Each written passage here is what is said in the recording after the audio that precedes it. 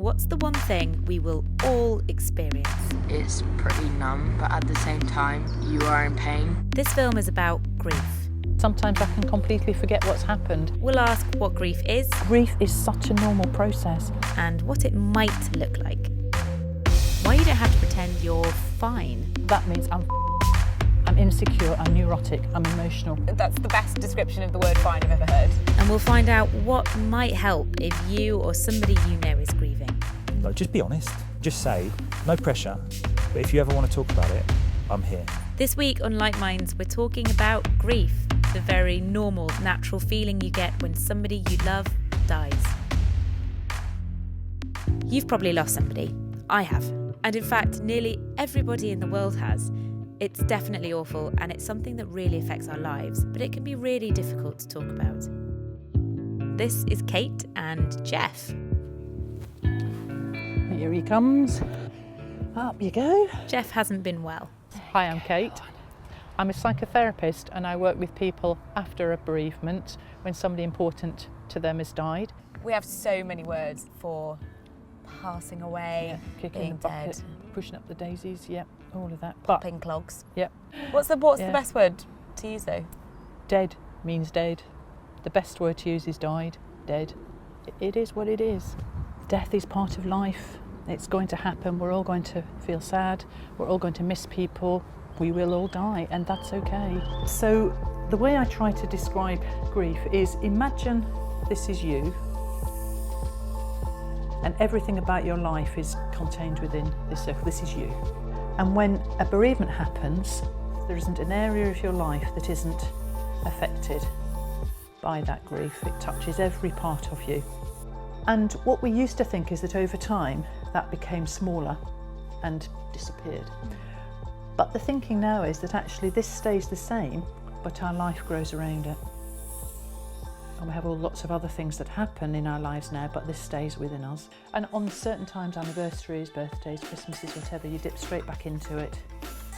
And then when that anniversary or whatever passes, you remember this part of your life again. I guess what I believe now is that this doesn't stay as dark and black inside us forever, and that somehow it changes shape and becomes a little bit more fuzzy, although it still remains there. So you don't move on. You just learn to get over it. No, you just learn to have it as part of your life.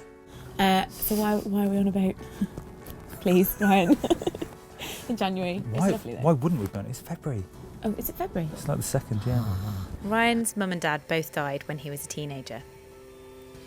I didn't feel like there was anywhere to turn, which is why I'm so hell-bent on making sure that people that need it have somewhere to turn.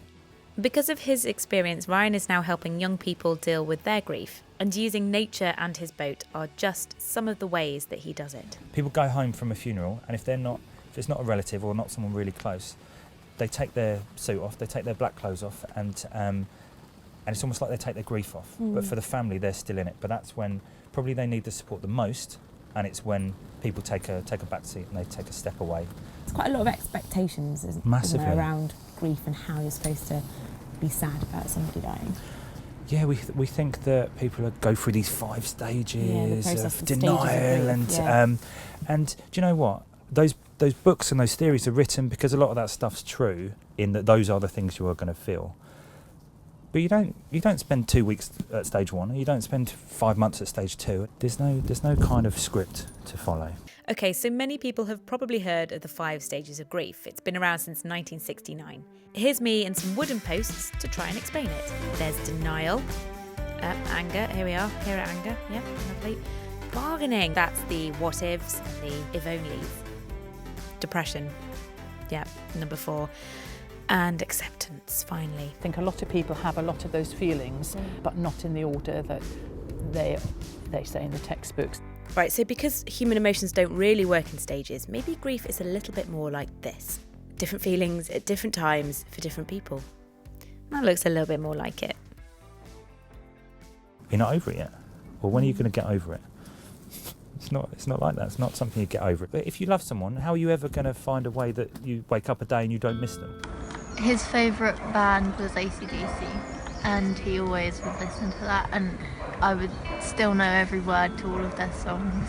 Yeah. This is Charlotte and Rosie. Their dad died 4 years ago. It feels like 4 years isn't enough. Like, it feels like it was yesterday that we were told. And then other days, when I miss him a lot more, it feels like it's been 400 years. Some things will remind me, and it's 4 years later. I'm like, how can that possibly have never happened in 4 years, but has happened now, and makes me feel just as sad as it did when it first happened. Half of the issue with bereavement is that it's not just what's happened then, it's the things in life that are going to happen that they don't get to be a part of. It's the teenage girl who in the back of her head knows that because dad's died he's never going to get to walk down the aisle. It's the 40-year-old bloke who's never going to get to go down the pub and wet the baby's head with his dad, and his dad's going to say, well, what I did the day you were born is this. And it's not fair, and it's you feel robbed, and you feel an injustice until you realise there's millions of other people in the same boat. So far, we've talked about the very painful but normal grief that most of us will experience, the type of grief that your life grows around. But when can grief become a problem? A complicated grief basically is when somebody has got completely stuck, and it may be because their social network has dissolved with the person who's died. It could be that they relied on their partner for everything and now had nothing left. It could be that they do already have a depression and anxiety that becomes worse as a result, and therefore lead to a more complicated outcome.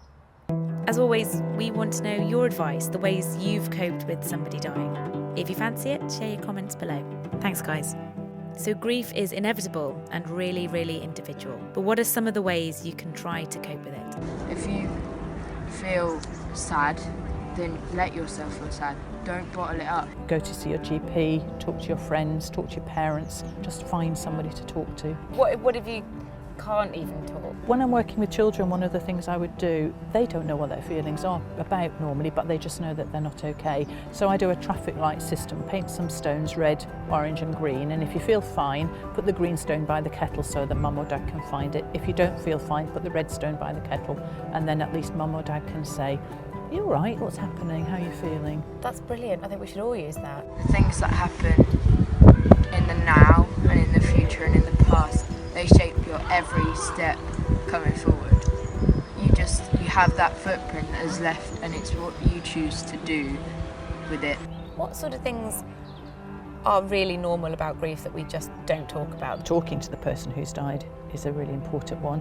Wearing some of their clothes, wanting to wear their perfume, touching a photograph, kissing a photograph. Whether it's going to Zumba or whether it's kind of going out with your friends or just taking a stroll, going for a walk with a dog, things like that.